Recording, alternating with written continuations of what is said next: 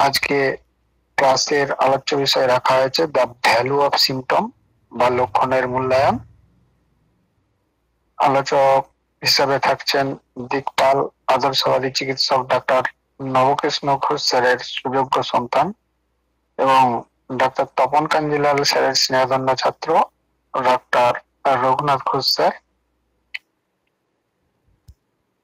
স্যারকে আলোচনার জন্য অনুরোধ করব, তবে আলোচনার পূর্বে আপনাদের উদ্দেশ্যে একটাই অনুরোধ, আলোচনা চলাকালীন আপনারা কেউ আনমিউট হবেন না। ক্লাসের বিঘ্ন যাতে না ঘটে তার জন্য আপনারা দৃষ্টি রাখবেন। ভিডিও ওপেন করবেন না, একদম ক্লাসের শেষ অবধি আপনারা যুক্ত থাকবেন। রঘুনাথ ঘোষ স্যারকে অনুরোধ করছি, আপনি আপনার বক্তব্য শুরু করুন স্যার।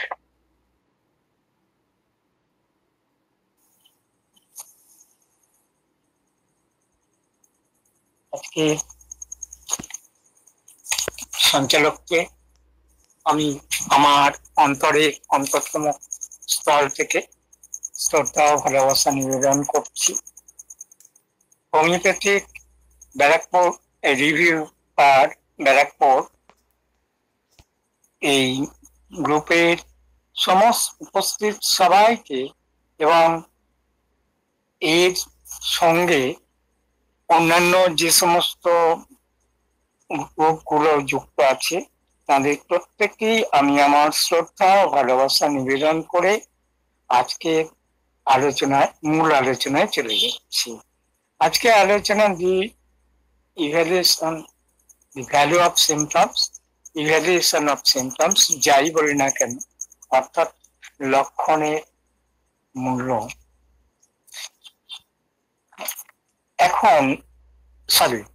লক্ষণের মূল্যায়ন।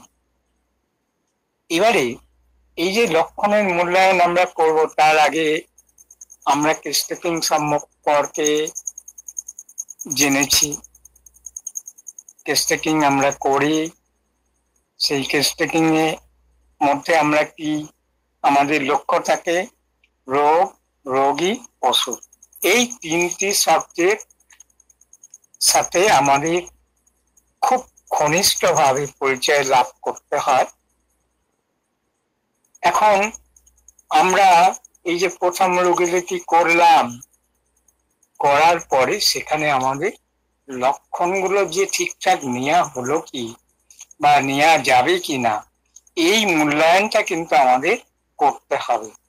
কোথা থেকে? রোগীলিপি থেকে। আবার এই যে রোগীলিপির মধ্যে লক্ষণগুলোকে যে আমরা মূল্যায়ন করব, সেখানে আমাদের প্রথম যে নলেজটা দরকার সেটা হচ্ছে যে ডিজিজ, নলেজ অফ ডিজিজ বা ডিজিজ অফ প্যাথোলজি। এই জায়গাটা যদি আমরা সুন্দরভাবে না বুঝতে পারি, তাহলে কিন্তু আজকের যে আমাদের বিষয়টা, সাবজেক্টটা, সেটা যেমন মূল্যহীন হয়ে পড়বে, সেই সঙ্গে হোমিওপ্যাথিক যে ট্রিটমেন্ট, চিকিৎসা ব্যবস্থা, সেটা সম্পূর্ণটাই মূল্যহীন হয়ে পড়বে। কারণ কোন রোগী আমাদের দ্বারা আরোগ্য লাভ করতে পারবে না যদি আমরা এই দি ভ্যালু অফ সিমটমসটা ভালো করে না বুঝি। এবারে আসি, রোগীলিপিতে অনেক প্রয়োজনীয় এবং অপ্রয়োজনীয় লক্ষণ থাকে, অনেক সাধারণ লক্ষণ থাকে, আবার অনেক অসাধারণ লক্ষণ থাকে। সেইগুলোকে আমাদের বুঝতে হবে। যেমন আমরা মাছ খেতে গেলে মাছের কাঁটা আঁশ সব ছাড়িয়ে নিতে হয়, ফেলে দিতে হয়, এবং এই যে কাঁটা বাছাইয়ের মতো আমাদের কিন্তু লক্ষণগুলোকেও বাছা শিখতে হবে, জানতে হবে যে আমরা কোন লক্ষণগুলোকে নেব আর কোনগুলোকে নেব না। কিন্তু আমাদের মাছের যে সার অংশ, সেটুকু আমরা গ্রহণ করব। সেম লক্ষণগুলোকে আমাদের সেম চিন্তা ভাবনা ওইভাবেই করতে হবে, তাহলে কিন্তু আমাদের রোগীলিপিটা রোগী আরোগ্যের দিকে আমরা নিয়ে যেতে পারবো। এখন এই যে মূল্যায়ন, এই মূল্যায়নের মধ্যে দিয়ে কিন্তু আমরা লক্ষণ সমষ্টি নির্ণয় করব বা রোগী চিত্র অঙ্কন করতে আমরা সম্ভব হব। শেষে আমরা কি পাবো না, এর মধ্যে দিয়ে কিন্তু আমরা একটা আরোগ্যকর ওষুধ খুঁজে পাব, বা এইভাবে আগিয়ে চললে আমরা আরোগ্যকর ওষুধটা খুঁজে যেমন পাবো, সেই সাথে আমরা আমাদের কোন রকম ভুল ভ্রান্তি থাকলে সেটা তো রোগীলিপি থেকে আমরা বুঝতেই পারবো। সেই কারণে রোগীলিপিটা যতটা সম্ভব প্রথম যদি লক্ষণের মূল্যায়ন করতে হয়, তাহলে যতটা সম্ভব আমাদেরকে সুন্দর করে তৈরি করতে হবে, যাতে সেখানে ভুল ভ্রান্তিটা কম থাকে। এখন লক্ষণের এই যে মূল্যায়ন, এটা তো আমরা স্পেসিফিক লক্ষণগুলোকে কতটা গুরুত্ব দেব এর উপরেই আমাদের মূল্যায়নটা নির্ভর করবে, বা এটাই হবে মূল্যায়ন। এই কাজটা করার জন্য বা সমাধানের জন্য কিন্তু একজন চিকিৎসকের বৈজ্ঞানিক দৃষ্টিভঙ্গি থাকা যেমন প্রয়োজন, সেই সঙ্গে একজন শিল্পীর শৈল্পিক নিপুণতায় যেমন গড়ে ওঠে একটা চিত্র। এই বৈজ্ঞানিক দৃষ্টিভঙ্গি ও শৈল্পিক নিপুণতা, এই দুটো গুণ কিন্তু তার সমন্বয়ে গড়ে উঠবে, এই দুটো গুণের সমন্বয়ে গড়ে উঠবে দার্শনিক মন। এই দার্শনিক মন যদি আমাদের মধ্যে না থাকে, তাহলে কিন্তু আমরা এই মূল্যায়নকে গুরুত্ব দিতে পারবো না, বা গুরুত্ব হারিয়ে ফেলবে আমাদের কাছে। এখন কেন এই কথা বলা হলো? কারণ লক্ষণের মূল্যায়নটা কিন্তু কারোর খেয়াল খুশি মতো হয় না। এটাও কিন্তু সায়েন্টিফিক্যালি আমাদের দেখতে হয় বা লক্ষ্য করতে হয়। এর ভিত্তিটা কি? ভিত্তিটা হচ্ছে অর্গান মেডিসিন জ্ঞানের উপরেই কিন্তু এটা আমরা প্রতিষ্ঠিত করব, বা আমাদের যে আসল উদ্দেশ্য সেইটা সফল করতে পারবো। অবশ্য এই লক্ষণগুলো নেওয়ার ক্ষেত্রে আমাদের কিন্তু যুক্তিবাদী মনও থাকতে হবে। হ্যানিম্যান 153 নং অ্যাফোরিজমে কি বললেন না, লক্ষণের মূল্যায়ন সম্পর্কে সুচিন্তিত মতামত ব্যক্ত করেছেন। সেটা কি? হ্যানিম্যান কি বললেন না, আমাদের এই যে রোগীলিপিতে আমরা কি দেখি, অনেক অদ্ভুত লক্ষণ দেখি, অনেক অসাধারণ লক্ষণ দেখতে পারি, বিরল বিচিত্র লক্ষণ আমরা দেখতে পাই। এগুলো আমাদের খুঁজে বের করার কথা বললে,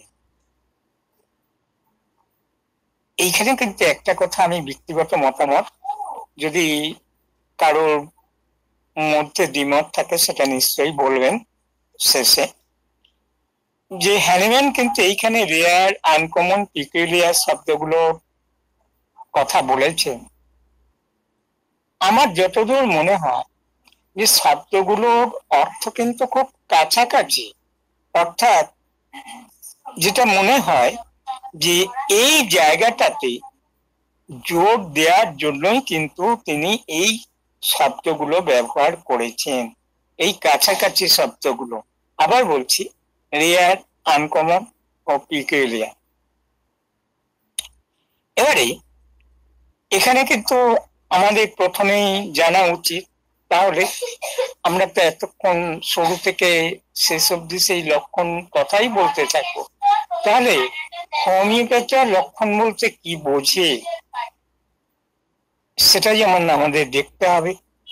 লক্ষণের টাইপস অফ সিমটমস সেটাও আমাদের জানা উচিত, এবং কোয়ালিফিকেশন অফ সিমটমস অর্থাৎ লক্ষণের চরিত্রগত যে গুণাবলী থাকে সেগুলো আমাদের লক্ষ্য রাখতে হবে। আমরা বলি মানুষের মানে গুণের কথা। এখন এই মানুষটাই যখন রোগী হিসাবে আমাদের কাছে আসে তখন কিন্তু খুব লক্ষণগুলোকে ভালো করে ভেবে দেখা উচিত, চিন্তা করা উচিত। সেটা আমরা পরবর্তীতে ধাপে ধাপে আলোচনা করা যাবে। এবারে আরেকটা যেটা, সেটা হচ্ছে লক্ষণের শ্রেণী বিন্যাস।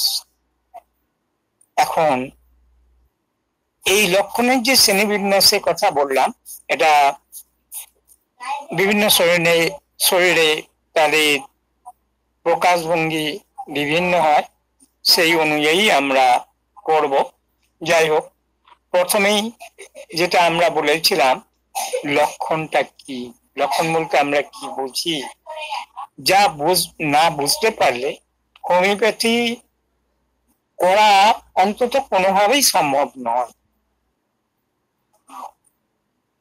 Morbid symptoms are the manifestation of deranged vital force on body and mind, or symptoms are the reflection of ill vital force on the physical body and mind after affection of external inimical force। অর্থাৎ আমাদের বহিঃশত্রু দ্বারা কে আক্রান্ত হয়েছে? Vital force. এখন vital force অর্থাৎ জীবনী শক্তি। আর এটা খুবই স্বাভাবিক, যখন কেউ বা কোনো কিছু আমাদের দ্বারা আক্রান্ত হবে বা কোনো কারোর দ্বারা কোনো কিছুর দ্বারা আক্রান্ত হবে, তখন কিন্তু তার কার্যপ্রণালীতে বিঘ্ন ঘটবে। এটা খুবই স্বাভাবিক। এখন এই ভাইটাল ফোর্সটা যে লক্ষণ সৃষ্টি করে, সেটা কোথায় করে? আমাদের দেহ মনে। তবেই আমরা ভাইটাল ফোর্সকে চিনতে পারি, জানতে পারি।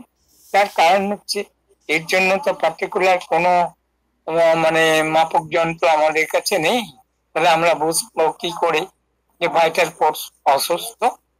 দেহ মনে, শরীরে ও মনে এমন কোন সিমটমস তৈরি করে যেটা দিয়ে বোঝা যায় ভাইটাল ফোর্সের অবস্থাটা, অর্থাৎ তার আক্রান্ত জনিত যে অবস্থা, সেটা আমাদের ভাইটাল ফোর্স বা এই শরীরের সিমটমস গুলোকে বা মনের সিমটমস গুলোকে আমাদের বুঝিয়ে দেয়। তাহলে আমরা কি দেখলাম না, দেহ মনে এমন কিছু অবস্থার প্রতিফলন ঘটবে যা লক্ষণ হিসাবে চিহ্নিত করব আমরা। এই লক্ষণটাকে আমাদের বুঝতে হবে। এখন ওই মানুষটা এসছে, ভালো মানুষ, বন্ধ মানুষ, এইভাবে তো আমরা লক্ষণ দিয়ে চিনি, বা ওর এমন কোনো কিছু গুণ আছে এইভাবে আমরা চিনতে পারি। কিন্তু এই জায়গাগুলো থেকে আমাদের আরো গভীরে পৌঁছতে বা পৌঁছাবার চেষ্টা করতে হবে। অবশ্য আমরা এই যে গোপন সত্যর কথা বলা হয়েছে, বহিঃসত্য, এই বহিঃসত্যটা কি, এই সময় আমাদের এটাও কিন্তু জানার প্রয়োজন। যাই হোক, এটা পরবর্তী ধাপে আমরা বলবো। এবারে এই যে সিমটমস, এতক্ষণ আমরা কি বললাম যে লক্ষণ কি। দ্বিতীয়তে আমরা আসছি দ্বিতীয় ধাপে, যে লক্ষণের ধরন, অর্থাৎ টাইপস অফ সিমটমস কিরকম। সেখানে আমরা সাবজেক্টিভ ও অবজেক্টিভ সিমটমস গুলো পাই। এই সাবজেক্টিভ ও অবজেক্টিভ সিমটমস গুলোকে আমরা ভালো করে লক্ষ্য রাখবো। সাবজেক্টিভ সিমটমস হচ্ছে যা রোগীর নিজস্ব অনুভূতি বা প্রকাশ, যেগুলো রোগী নিজে একমাত্র প্রকাশ করতে পারে। এই প্রকাশ ভঙ্গিটা অন্য কারোর দ্বারাই বোঝা বা জানা সম্ভব নয়। আর দেখি আমরা অবজেক্টিভ সিমটম, যা যে কেউ বুঝতে পারি, কি করে? স্পর্শ দ্বারা বা গন্ধ সুখে, শ্রবণ দ্বারা, এইভাবে তারা সেগুলো বা আমরা বুঝতেও পারি আমরাও। এবারে যেটা করা হয়েছে, সাবজেক্টিভ সিমটমস কে আমরা কিন্তু মেন্টাল ফিজিক্যাল এই দুটো ভাগে ভাগ করেছি। আবার অবজেক্টিভ সিমটমস কে আমরা কি ভাবে দেখি না, সেখানে ফিজিক্যাল, ফাংশনাল, ল্যাবরেটরি যে রিপোর্ট গুলো আছে এবং এক্সপেরিমেন্ট, এইগুলো দেখতে। ফিজিক্যাল সিমটমস যেমন ফোড়া, টিউমার, এই সমস্ত গুলো আমরা বলতেই পারি। ফাংশনাল, শরীরের উত্তাপ, গন্ধ, এইগুলো আমরা দেখব। এবারে আসি যে লক্ষণের গুণাবলী। লক্ষণের গুণাবলীটা অত্যন্ত মূল্যবান, সবই মূল্যবান, কিন্তু এটা আরো বেশি গুরুত্ব দিতে হবে আমাদের। একটা লক্ষণ তখনই স্বয়ংসম্পূর্ণ হবে যখন তার মধ্যে আমরা কি পাবো? লোকেশন, সেন্সেশন, মডালিটিস ও কনকমিনেন্ট। একটা সিমটমস কে ফুলফিল করতে গেলে এই চারটে কিন্তু আমাদের থাকতেই হবে। যদিও এটা আমরা হিয়ারিং এর কাছ থেকেই শিখেছি বা জেনেছি। হিয়ারিং খুব সংক্ষেপে টেস্ট টেকিং থেকে কিন্তু এই চারটি শব্দের মধ্যে কিন্তু ব্যাখ্যা করেছেন। অনেক স্কলার্সরা অনেকভাবে ব্যাখ্যা করেছেন, কিন্তু আমরা হিয়ারিংকে এই সংক্ষিপ্ত ভাষণের মধ্যে দিয়ে টেস্ট টেকিংটাকে ফুটিয়ে তুলতে দেখেছি।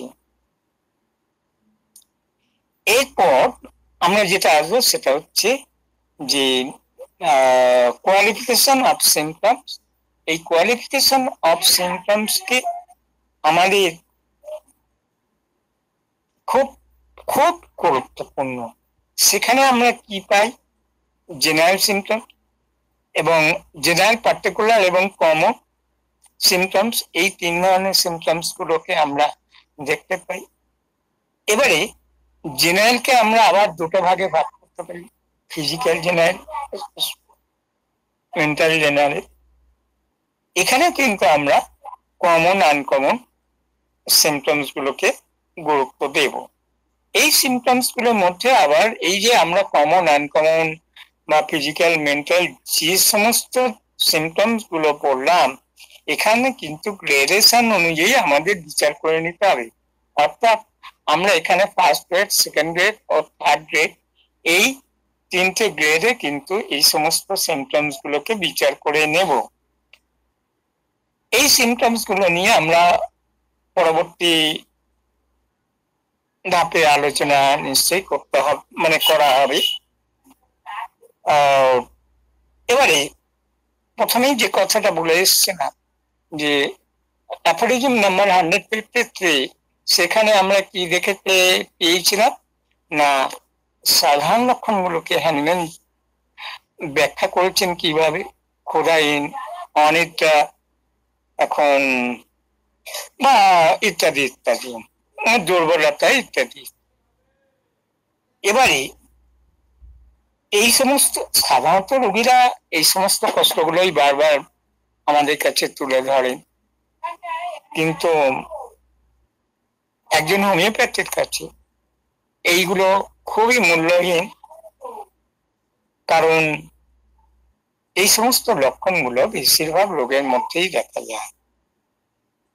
এখন অসাধারণ আমাদের চিন্তা ভাবনা, যে অসাধারণ বা অস্বাভাবিক বা যে সমস্ত লক্ষণগুলোকে ব্যাখ্যা করা যায় না, সেই সমস্ত লক্ষণগুলোকে নেওয়া বা বের করা।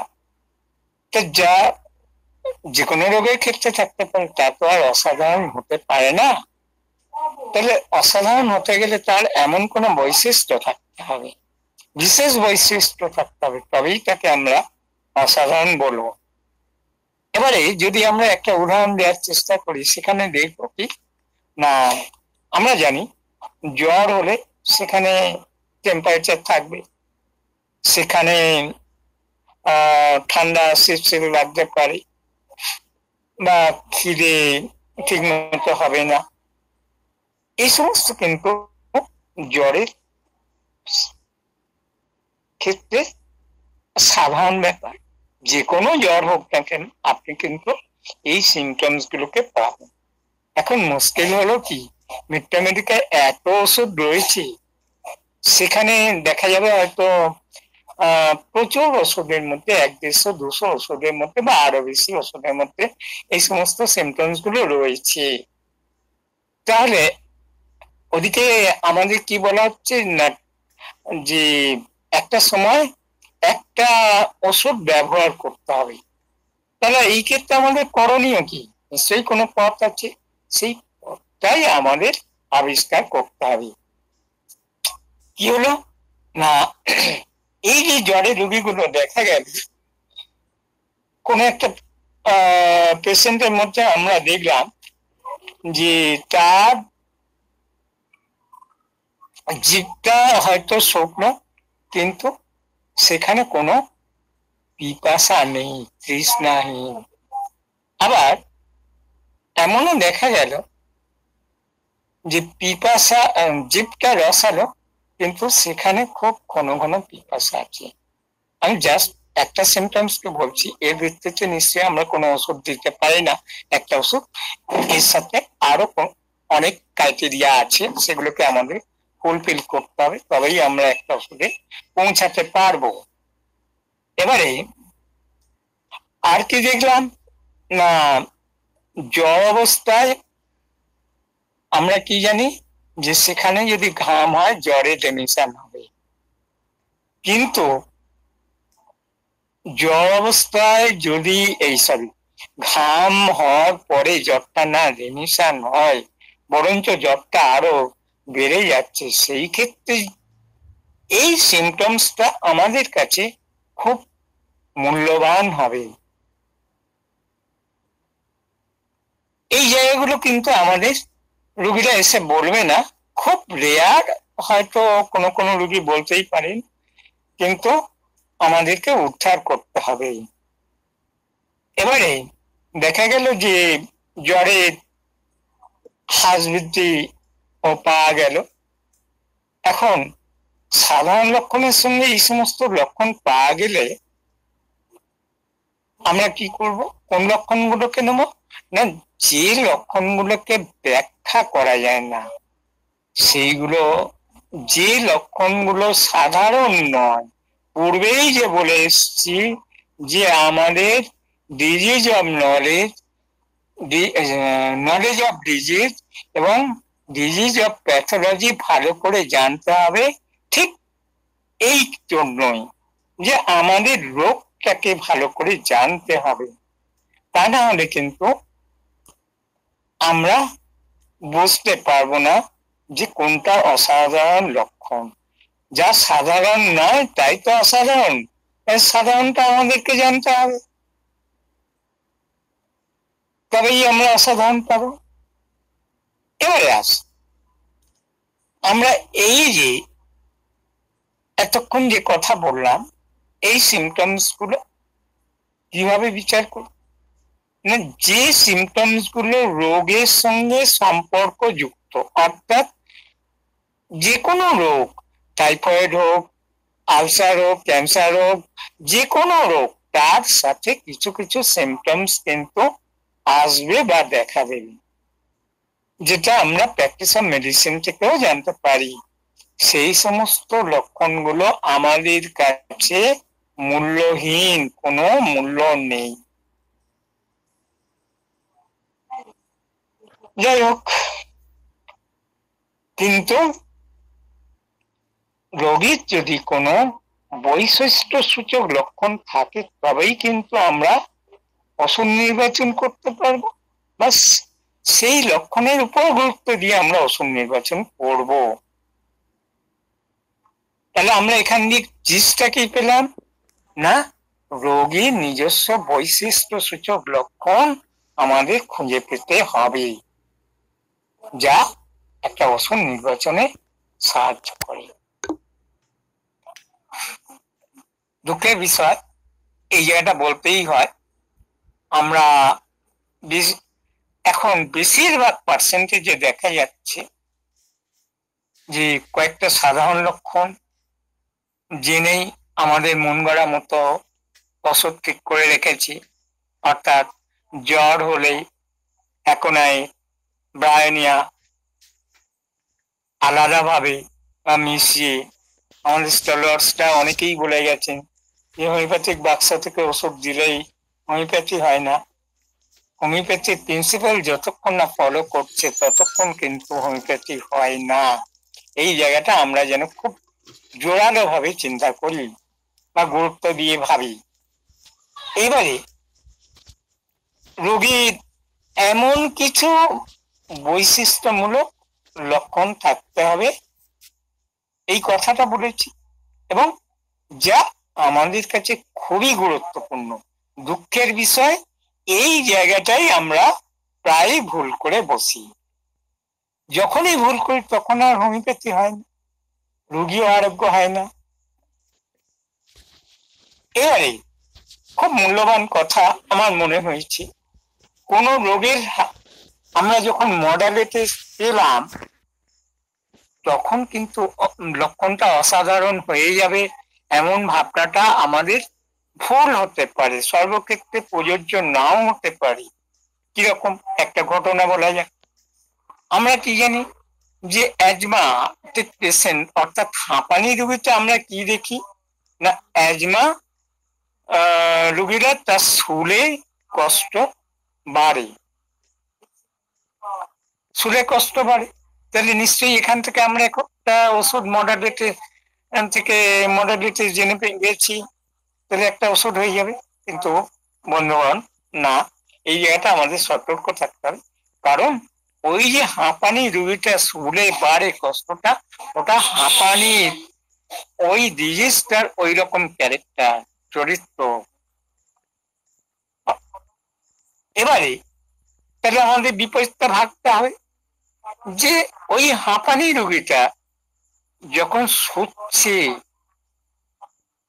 বা শুলে তার কষ্টটা কমে, সেটা নিশ্চয়ই আমাদের কাছে একটা গুরুত্বপূর্ণ লক্ষণ হবে। তাহলে আমরা কি দেখতে পেলাম যে রোগের হ্রাস বৃদ্ধি পাওয়া মানে সেটা গুরুত্বপূর্ণ লক্ষণ, সেটা কিন্তু না।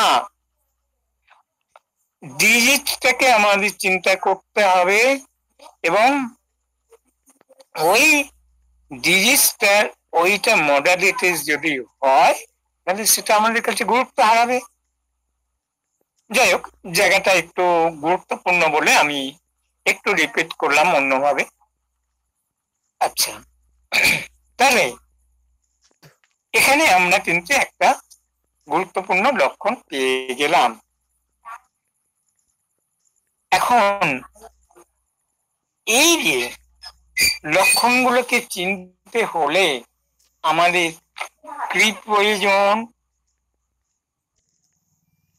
বা ইভ্যালুয়েশন অফ সিমটমস করতে গেলে আমাদের প্রয়োজন হচ্ছে সাধারণ ও অসাধারণ লক্ষণগুলোর প্রয়োজন। এখন রোগীটা যে আমাদের কাছে এসছে, তিনি কি রোগে ভুগছেন এবং তার কি কি সাধারণ লক্ষণ, এটা কিন্তু আমাদেরকে জানতে হবে। আর রোগীরা সাধারণত আমাদের কাছে আসে এই সিমটমস গুলোকেই বলার জন্য। তাদের অর্থাৎ এই কষ্টকর লক্ষণগুলো রোগীরা আমাদের কাছে খুব বেশি করে তুলে ধরে এবং বারবার তুলে ধরে, তারা কিন্তু আসল কথা বলতে চায় না বা বলে না। তাহলে আমাদেরকে ওই জায়গাগুলো খুঁচিয়ে বের করতে হবে। এই জায়গাটা কি করে খুঁচিয়ে বের করতে হয় বা কি করতে হয়, যখন কেস টেকিং আলোচনা হয়েছে সেখানে দেখেছেন রোগীকে কি করে ক্রস প্রশ্ন করতে হয়, করে সিমটমস গুলোকে কালেক্ট করতে হয়। যাই হোক, এটা এখানে বলার আর জায়গা নয় বলে বলছি না। এবারে আমরা বেসিক যে সিমটমস গুলো আমাদের বরিক বা অন্যান্য স্টলার্সদের কাছ থেকে জেনেছি, যে বেসিক সিমটমস গুলোকে যদি আমরা বাদ দিতে পারি এবং ডিটারমিনেটিভ সিমটমস গুলোকে যদি আমরা কালেক্ট করতে পারি, তাহলে কিন্তু আমরা টোটালিটি অফ সিমটমস পেয়ে যাব। এই টোটালিটি অফ সিমটমস আমাদের যে উদ্দেশ্য একটুখানি আমি বলে নিই। টোটালিটি অফ সিমটমস মানে অনেকে আমরা করি কি, যে লক্ষণে অনেক লক্ষণের যোগফল, অ্যাকচুয়ালি কিন্তু তা নয়।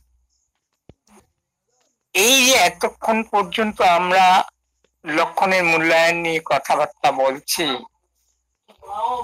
এইভাবে মূল্যায়ন করার পরে আমরা যে সিমটমস গুলো পাবো সেইগুলোই হচ্ছে টোটালিটি অফ সিমটমস। তাহলে টোটালিটি অফ সিমটমস যদি আমরা ঠিকঠাক ভাবে করতে পারি, অর্থাৎ ইভ্যালুয়েশন অফ সিমটমস এর মধ্যে দিয়ে আমরা যখন টোটালিটি অফ সিমটমস এ পৌঁছালাম, সেখানে কি দেখব না, সেখানে দেখব যে লক্ষণগুলো সাজিয়ে নেব। কেমন করে সাজাবো না, তাদের গুরুত্ব হিসাবে। এবারে সেই সাথে যদি আমরা এক্সাইটিং কজ বা জীবনের এমন কোনো বিশেষ ঘটনা ঘটে থাকলে যা যে কোনো রোগ সৃষ্টি করতে পারে বা করতে সাহায্য করে, পারে না, করতে সাহায্য করে, সেটা হতে পারে যে কোনো রোগ, টাইফয়েড, টিউমার বা ক্যান্সারের মতো রোগেরও সৃষ্টি করতে পারে। আর যেহেতু ক্যান্সার নিয়েই আমরা একটু বেশি ভাবি, সেই কারণে ক্যান্সার নামটা বললাম। এই রোগটা কিন্তু এরকম আমরা ভাবলে, যারা হোমিওপ্যাথি অন্তত সামান্যতম যদি আমাদের ফিলোসফির উপর জ্ঞানটাকে আমরা দেখব, যে আজকের এই যে ক্যান্সার, সেটা কিন্তু না, সে কিন্তু অনেক ধাপ পার করে করে এসছে আজকের এই জায়গায়। যাই হোক, সেগুলো বলছি না, সাপ্রেশন, প্যালিয়েশন, অনেক এসছে, সেগুলো এখানে বলার জায়গা নয়। কিন্তু একটা জায়গা বলতেই হয় যে বিশেষ ঘটনা কিরকম হতে পারে, ডিসঅ্যাপয়েন্টমেন্ট, লাভ, হতে পারে কোনো অপমান। এই যে বিশেষ জায়গাগুলো যে একটা রোগের সৃষ্টি করতে পারে, সেটা কিন্তু আমাদের ভাবতে হবে বা ভাবা উচিত। এটা যেটা বলছি, যে এতক্ষণ তো আমরা ইভ্যালুয়েশন অফ সিমটমস করলাম, এবার টোটালিটি অফ সিমটমস করবো। সেই সঙ্গে যদি এইগুলো টোটালিটি অফ সিমটমস অ্যাড করে দিতে পারি, তাহলে কিন্তু আমাদের যে লক্ষ্য রোগী আরোগ্য বা একটা সুনির্বাচিত ওষুধ খুঁজে বের করা, সেই কাজটা অনেকটা সহজ হয়ে যাবে। এবারে এই পর্যন্ত ঠিক আছে। আমরা যারা ক্রনিক মায়োজম নিয়ে একটু চিন্তা ভাবনা করি, তারা কি করে, ওই যে ইভ্যালুয়েশন অফ সিমটমস বের করলেন বা টোটালিটি অফ সিমটমস করলেন, তার সাথে কিন্তু মায়োজমটাকে অ্যাড করে দিলেন। কেন? মায়োজমটা যখনই কিন্তু অ্যাড করলেন তখনই একটা মানে পোর্ট্রেট পাওয়া যাবে বা চিত্র পাওয়া যাবে, গেলে আমাদের কাজটা বা এই যে ওষুধ নির্বাচন বলি, আরোগ্যকর ওষুধ, এর জন্য আমরা যে এতক্ষণ খোঁজ খবর চিন্তা ভাবনা অনেক কাজকর্ম অনেক ধাপ পেরিয়ে এলাম, সেই কাজটা কিন্তু আমাদের কাছে অনেক সহজ হয়ে যাবে। আজকে এই পর্যন্ত বললাম, কারণ জায়গাটা খুব কঠিন জায়গা, আপনারা বুঝতেই পারছেন। পরবর্তী ধাপে আমরা যে ফিজিক্যাল, জেনারেল, মেন্টাল, যে সমস্ত মেন্টাল ফিজিক্যাল সিমটমস গুলো বলা হলো, পরবর্তী বা দ্বিতীয় ধাপে আমরা আলোচনায় যাব। ধন্যবাদ সকলকে। ধন্যবাদ।